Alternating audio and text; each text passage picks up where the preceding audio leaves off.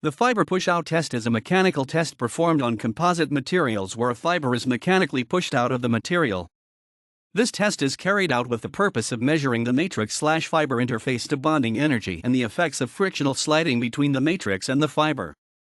To perform this test, flat indentation tips, usually made of diamond or tungsten, are used. These tips are mechanically lowered onto the location of the fiber on the composite using a CCD.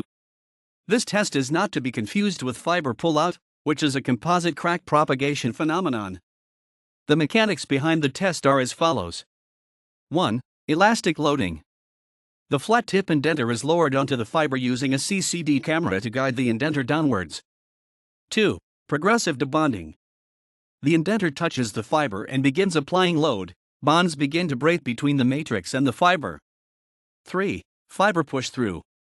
The bonds between the matrix and fiber are totally broken and the fiber begins to slide out of the matrix. 4. Interfacial sliding.